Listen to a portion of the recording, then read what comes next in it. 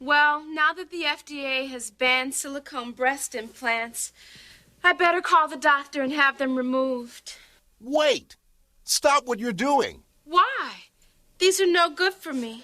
That's what you think. But did you know you could be throwing away hours of fun? But I can't keep these. Silicone isn't safe. No, not silicone. Silicone. Yes, like Silly Putty, silicone is the breast you can play with. Take it on the job to relieve stress. Copy your favorite comic strip.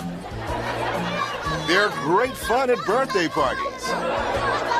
You can even make them do tricks. Silicone comes in 3 sizes: bouncy, meaty, and grandma. How you living? What? How you living? What? How you living? Living color. You can do what you want to do. Anything you want, it's up to you. You for me and me for you. You can be anything you wanna be. Living color. Let's take a trip and sip on a drink. Glide with the guide on a funky scene. Here comes another one of those funky, funny, more money shows. A cast for laugh for talented pros and sisters with twisters for you, the looking listener. It seems you don't believe, so you believe, but I can bitch you. So put it to you short and thought, we'll make it snappy with jokes and folks to keep you happy. No need to hold your remote control. Chill. This show got soul. All aboard, all aboard. The train of a chuckle. You better snuggle up, couple up, while the double up, double, yeah. It's hard to believe, but some of the best things in life for free. So fellas, grab your girl, tell her that you love her, cause that's the way you're living when you're living in color.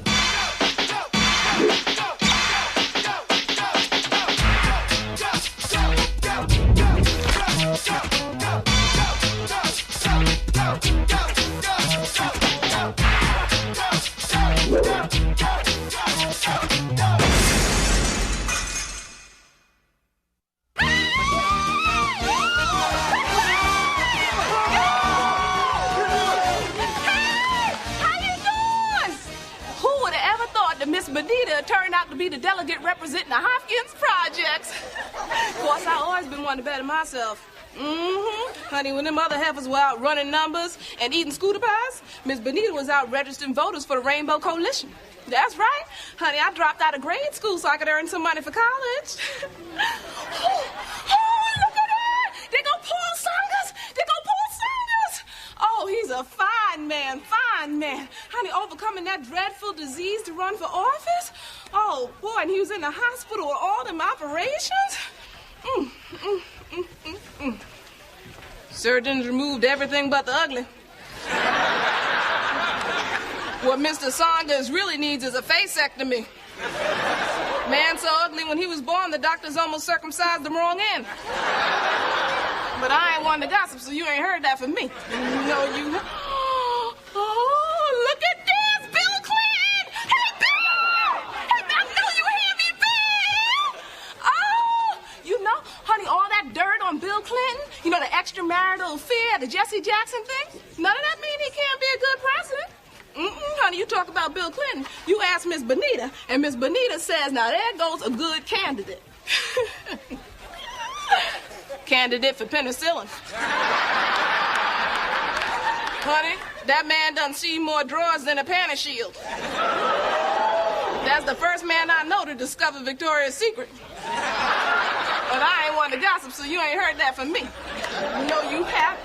Of course, as much as I love my Democrats, they're gonna have some stiff competition from the Republicans this year. Especially with that Pat Buchanan up for office. You know Pat Buchanan, the man who used to have that show Crossfire? Oh, yeah, honey, I loves me some Crossfire. I watch that show every night. I just wish he'd get that Crossfire off my front lawn. Honey, that man ain't nothing but David Duke without the tummy tuck. You put that cracker in office and come Christmas, there's gonna be a lot more than tinsel hanging off the White House tree. I ain't one to gossip, so you ain't heard that from me. No, you haven't. Of course, as many competitors as they have, it's gonna be hard for anybody to get into office now because of the fine job that Mr. George Herbert Walker Bush is doing. That's right, honey. Him and Barbara Bush, the First Lady. First grand lady is more like it. Now, I knew Bush was tight with Uncle Sam, but he didn't have to up and marry him. Honey, the only thing in worse shape than this economy is her booty. That butt hangs so low it sweeps up after itself. And that Vice President Quayle is so dumb he need a tutor to read Bush's lips. But I ain't one to gossip, so you ain't heard that from me. No, you haven't? That's right, honey. Come November, ain't no doubt who Miss Benita's gonna vote for. That's right, honey. Miss Bonita gonna write in a vote for Miss Jenkins, honey. Because Miss Jenkins is like a mama to me, honey. I loves me some Miss Jenkins. Don't nobody better say nothing bad about Miss Jenkins, honey. Nobody. That's right. Miss Jenkins gonna put some excitement back in the White House. Just don't let her use the bathroom in the Oval Office.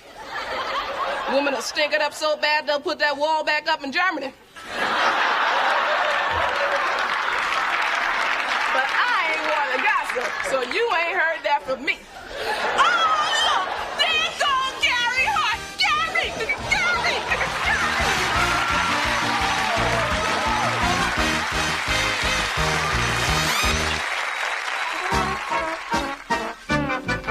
Hey, I'm Crazy Tom, down here at Crazy Tom's Appliances. You in the market for a stereo, VCR, big screen TV? Well, what you waiting on? Come on down here and make yourself a deal before my medication wears off.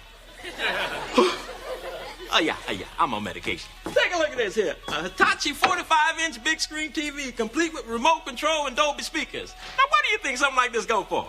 $5,000? Nope. $1,000? Try $1.50. Oh, yeah.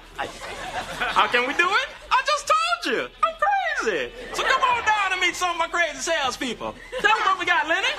We have these beautiful JVC amplifiers on sale today. Meat pie. So you might want to come down because I can give you one heck of a rabbit deal. So be sure to ask for me, Lenny. Hope to see you. Cock-a-doodie. Oh, man. Hey, man, we even take trade-ins. We'll take anything. Hey, will you take this bottle? Sure. Grab yourself a VCR. He made himself a good deal. Now, let me introduce you to our lovely cashier. Go ahead. Tell them how many stereos we've sold this week. 642, definitely 642. Oh, 3 o'clock, Judge Wapner's. I'm Doug Llewellyn. Right, thank you, Rain Woman. Hey, man, you got no money? Pay me later. We've been serving the community since last Friday. Oh, yes. You know, people always come up to me. They say, Crazy Tom. I say, what? They say, how can you sell all that high-quality merchandise at such a low price and still make a profit? I don't. I'm crazy. Crazy Tom's going out of my mind sale. Open 7 days a week, midnight to 6 a.m. Crazy Tom's, we're slashing prices.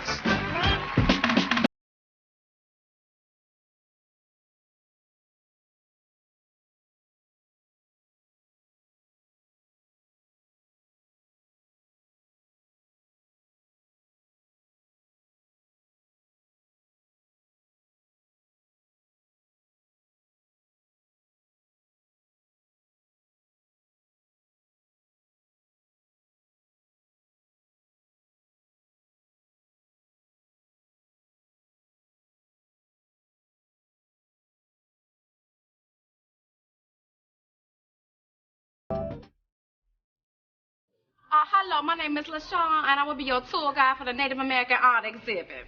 The rules are as follows. Pay attention, because I only say things once, so don't be talking while I'm talking. Better yet, just don't say nothing. Now, we will get started as soon as the rest of us get here. I'm so sorry. I was just admiring the beautiful piece of work back there. Did you realize that the Cherokee Indians never even... Look, I'm sure you came here with a wealth of information to share with us today, but if you don't mind, your trip to Little Bighorn is not on my schedule. Can we move right along? This was done in 1894 by the artist Running Feather. You know, actually, I'm very well acquainted with her work. She didn't pick up a paintbrush until she was 57 years old. I could be wrong, but last time I checked, I was working alone. Now, if you feel that you can enrich the lives of this tour group so much, you could just go back downstairs and fill out an application. Okay, can we please move on? Whoa, what's this? Are you blind? It's a bow and arrow. Excuse me? Did you see a sign that said you gonna take some pictures? Well, I was just taking... Just answer the question. I was just taking pictures for my wife. Me and my wife, we met at a museum. Oh, that is beautiful and romantic, and I'm sure that Chuck Woolery would be very touched to hear your story. But since we don't care about you or your wife, do you care to join us on the tour? Oh, no, you don't come in here with that. Does this look like your home? Do you see rats and roaches and an eviction sign somewhere? I didn't think so. Come in here like Buffy and Jody at a project. There you go. I'm so sorry. They're usually very well-behaved children. They're just a little mischievous. Like their mom. Well, that is so heartwarming that it makes me want to run out and get pregnant and go through 9 hours of labor just so I can know what you're talking about. But if your little angels are so well-behaved, why come they running around here like they're at a special at Kmart or something? Oh, my God. Come on, children. Let's get out of here. I don't even want you around somebody with such a funky attitude. Oh, no, because I will snatch you and them kids. Hey, can we get on with this? Excuse me, but for your information, my name is not Hay. If you can read, the name tag says LaShawn. If you have a problem with that, see my supervisor. And if you're looking for some hay, I suggest you go check the stable. Look at this artwork. The texture is just so lifelike. Wow, it's amazing how they make this in such detail. And just what are you doing? Oh, I'm just trying to get a better feel of the texture. This is an incredible piece of work. Well, that's cool and everything. I'm sure that scientists from all over the world are just dying to come over here and do research on your incredible sense of touch. But as far as our policy goes here, nice to look at, nice to hold. If you break it, consider it sold. Now, on the next part of the tour, you're going to be seeing some Hope in Native American art, basic pottery, everyday hunting tools, religious artifacts, all from sacred burial grounds that are approximately 400 years old. Wow. That's great. I can't wait to see that. Me neither. Well, you're going to have to because it's time for my lunch break. And if you care to wait, I'll be back in 35 minutes. And if not, have a nice day.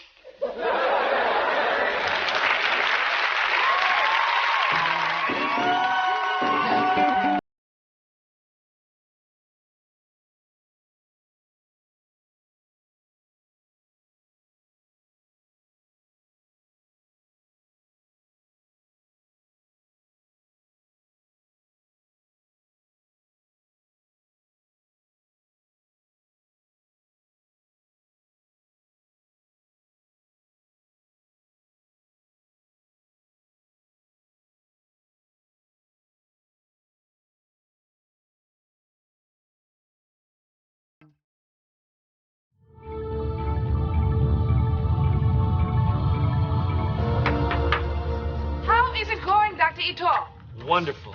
Another few days collecting data, and we'll have the cure for cancer.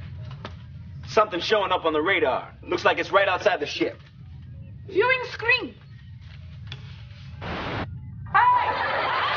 Think you can let me in? Air's starting to get a little thin out here. Danger, danger, Dr. Smith, Dr. Smith. Oh, my God. Open up the space pod.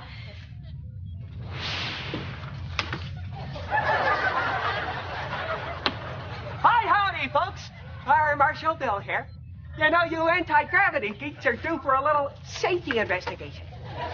Well, let me be the first to welcome you aboard. Thank you, son. That's a nice mustache you got there. Had one like it myself.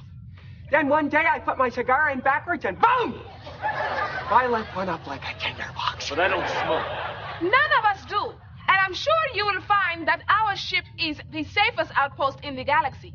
That's what they said when I inspected the Titanic. But I showed them different. Unsinkable, my good eye. Uh-oh. What's going on over here, Princess Leia? It is a refrigeration experiment. We're freezing this produce with liquid nitrogen. Well, that's fine and dandy. But remember, In space, no one can hear you scream. Let me tell you something. Let's just say you're getting ready to freeze some veggies, and you mistake your hand for a stalk of celery.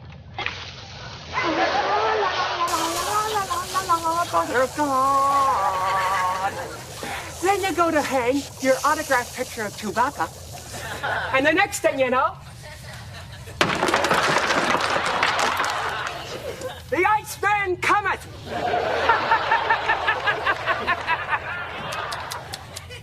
Gee, that demonstration left me a little parched. Don't drink that! That jar contains aliens! So that's how they're getting over the border. Hey, you! Come on out and show me your green card! Oh, my God! One of them is missing! I wonder where it could be.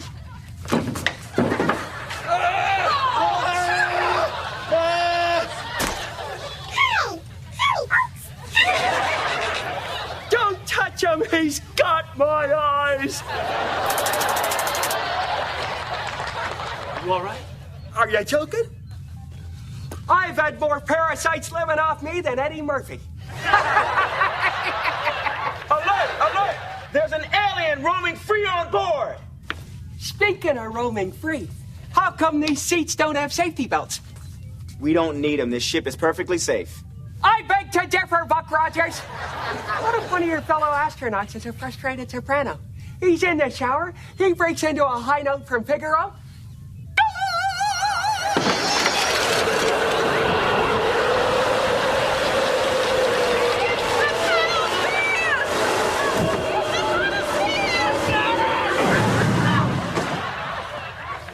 We've lost Dr. Jones! But we've learned a valuable lesson.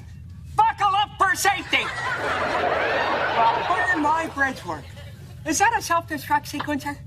When was the last time you had that baby tested? Please don't touch that. You know, a gadget like that can be handy, but it can also lead to a very unpleasant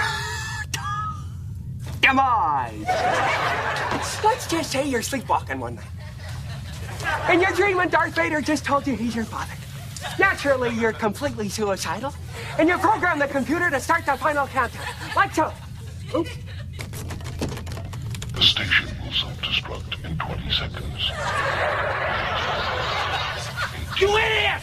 Everyone into the shuttle! Please remain calm.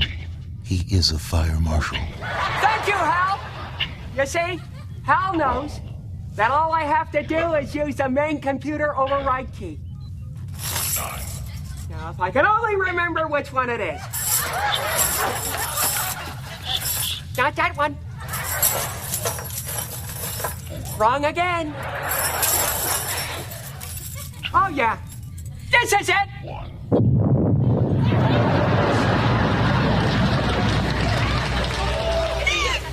lifetime of work!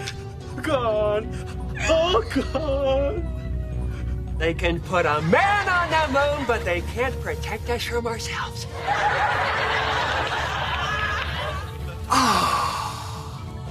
Feels good to have the sun on my face. Of course, I'd rather have my face on the sun. Hey! Let me show you something!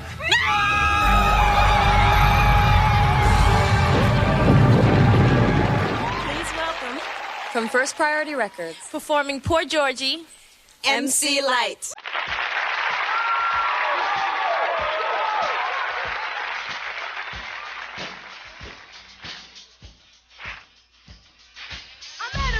Hanging out one night, he said, "Hello, I'm George. Hi, Light. How's everything going, huh? How you doing? Hope everything's fine. Ooh and can I call you sometimes? Can I get the digits and the address so I can come visit?" I gave him the digits. That wasn't a problem, cause if he cost any, I would have to solve them. Cause George looked good, damn good. And in my mind, I knew he would. In my mind, I hoped for the best, convincing myself that this was not a test. Cause I heard many things about Georgie, nothing kinky, like no orgy. I heard he knows how to make love, like an angel from the heaven above. Who was I kidding? I'd give him a try, cause Light needs love too, and that ain't no lie. Keep your ears open, hope that you're listening, cause I'm about to take you on a Georgie Porgy mission.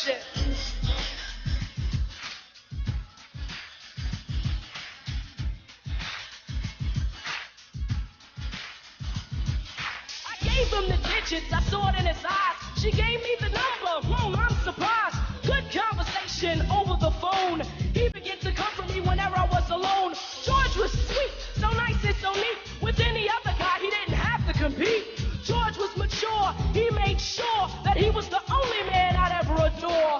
Girls, have you ever had a friend that you get with every now and then? I know for a fact George had a lot of girls spread out from state to state around the world. As long as he was smart and kept his girls in check, made sure I never saw them and showed me respect. He didn't have to be loyal like men should be. I don't care about the other girls, just be good to me. But if I ever saw one, that would be the end. He couldn't kick the sorry line that she was just a friend. The girls I didn't care if I asked, don't lie. See, 'cause Georgie was into making young girls cry.